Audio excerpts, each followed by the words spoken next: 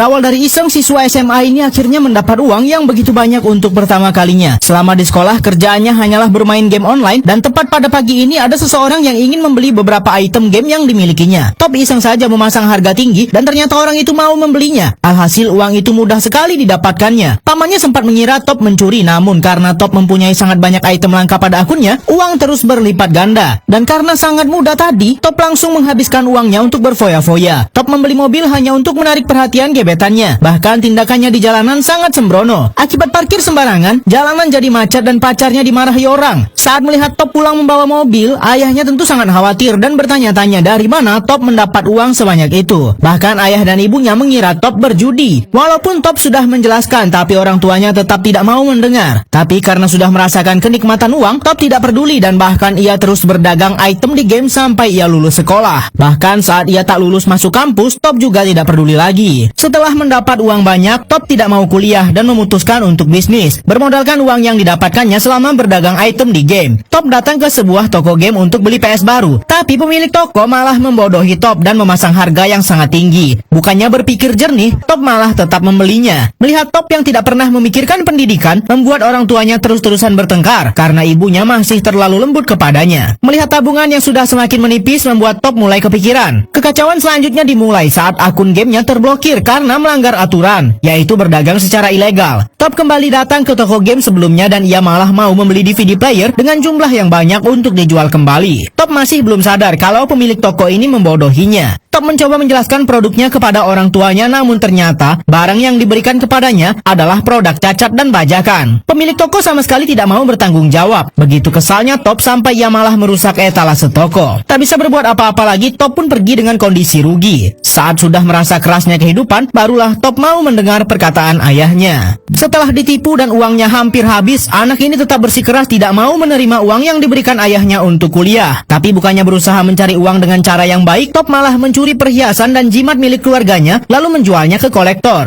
Sepertinya kali ini Top akan ditipu lagi karena pemilik toko sepertinya mudah saja menerima tawaran Top. Uang itu pun digunakannya untuk membayar kuliah, dan bahkan saat sudah melakukan semua itu, tetap saja Top tidak berkuliah dengan serius. Ia malah ingin bolos dan meminta temannya merekam semua materi yang diberikan dosen. Top lebih memilih untuk menonton gebetannya berlatih drama daripada belajar di kelas. Karena masih penasaran dengan dunia bisnis, Top datang ke sebuah pameran produksi makanan dan terlihat para sales makanan sangat semangat membujuk Top mencoba produk mereka. Tapi ada satu hal yang menarik perhatiannya, yaitu mesin penggoreng kacang otomatis. Tanpa pikir panjang, Top langsung membeli mesin itu dan ayahnya sangat marah setelah mengetahui lagi-lagi Top ditipu karena sudah membeli mesin itu dengan harga sangat mahal. Ayah berkata mesin itu bisa didapat dengan harga 5 juta, sedangkan Top membayarnya 50 juta. Top benar-benar tidak fokus lagi saat kuliah karena ia terus memikirkan bisnis kacang yang sedang dijalankannya. Top terus belajar dan memperhatikan bagaimana cara pedagang kacang bekerja. Langkah pertama, ia mulai belajar untuk memilih kacang yang baik, dan kemudian ia mulai mencoba membeli semua kacang goreng yang dijual di jalanan untuk mengetahui bagaimana rasa yang enak. Setelah merasa dapat banyak ilmu, Top langsung saja mencoba memasak kacang sendiri dan meminta paman dan ibunya untuk mencicipi. Karena menurut ibu dan pamannya sudah enak, Top langsung saja memutuskan untuk berjualan di supermarket.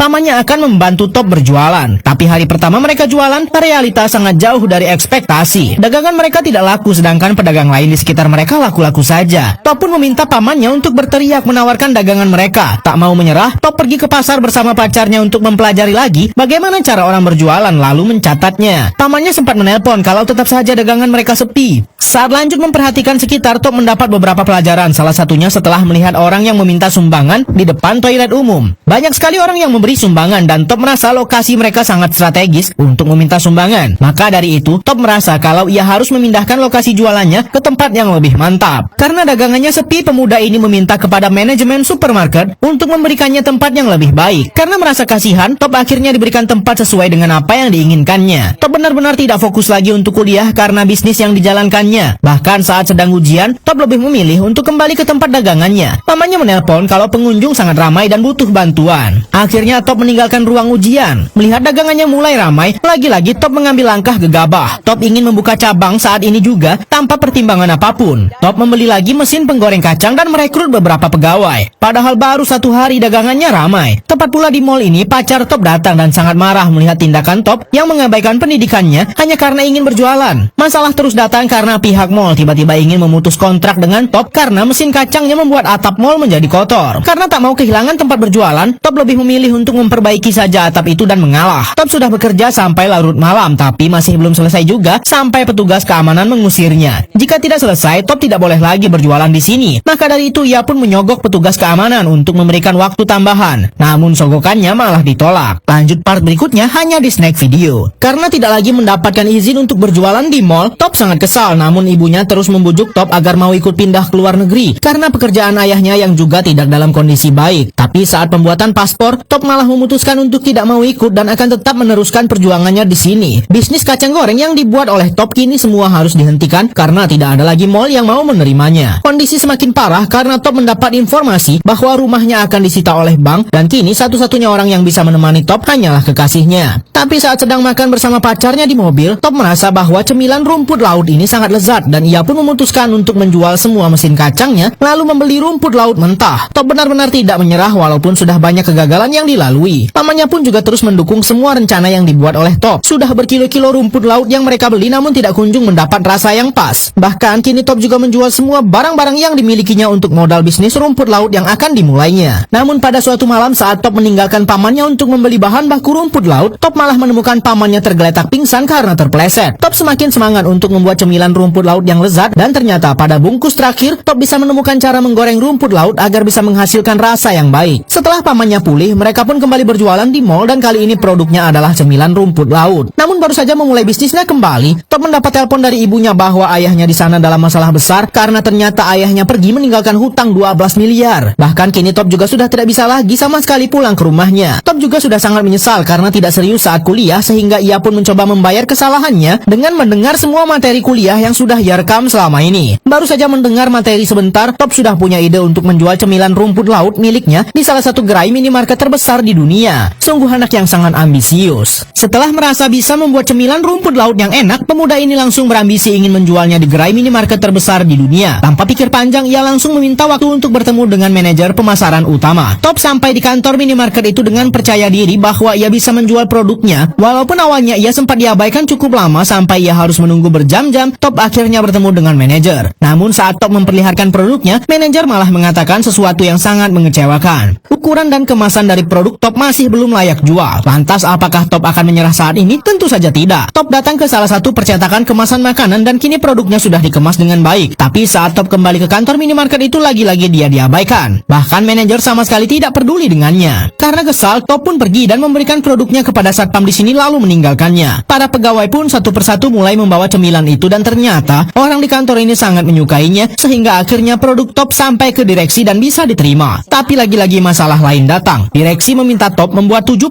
produk dan akan melakukan inspeksi pabrik. Sedangkan Top tidak bisa melakukan itu semua dan ia sama sekali tidak punya pabrik. Walaupun produknya diterima untuk dijual di gerai minimarket terbesar di dunia, Top mendapat masalah besar karena ia tidak punya dana untuk membuat pabrik yang akan memproduksi 72.000 kemasan rumput laut. Bahkan untuk meminjam di bank ia selalu ditolak karena belum cukup umur dan keluarganya juga sedang terlilit hutang miliaran. Karena ambisinya yang begitu besar, Top nekat membuka kembali secara ilegal ruko milik orang tuanya yang disita bank. Karena butuh biaya renovasi yang besar, Top menjual mobilnya dan mengajak beberapa kerabatnya untuk membantu renovasi. Pihak minimarket pun datang mengunjungi pabriknya untuk memeriksa kelayakan. Tapi setelah inspeksi dilakukan, pabriknya masih jauh dari kata layak. Banyak sekali aspek yang tidak sesuai dengan standar pabrik. Top sempat ingin menyuap mereka, tapi ia mengurungkan niatnya. Hasil pemeriksaan akan dikirim beberapa hari lagi selagi mereka memperbaiki kekurangannya. Betapa bahagianya Top saat mengetahui pabriknya disetujui dan truk yang akan mendistribusikan produknya ke berbagai kota sudah tiba. Top benar-benar tidak menyangka semua kesulitan yang dihadapinya selama ini akan berakhir seperti ini. Produk yang dibuatnya bisa dijual di berbagai negara dan ia pun mengatakan kepada ayah dan ibunya untuk segera pulang karena ia sudah berhasil menjadi pemilik perusahaan makanan rumput laut terbesar di dunia. Bahkan kini ia bisa meminjam uang dengan mudah di bank untuk mengembangkan pabrik perusahaannya. Kini Top sudah sangat sukses dan memiliki banyak sekali karyawan yang sejahtera. Film pun selesai, lanjut film berikutnya dan hanya di snack video.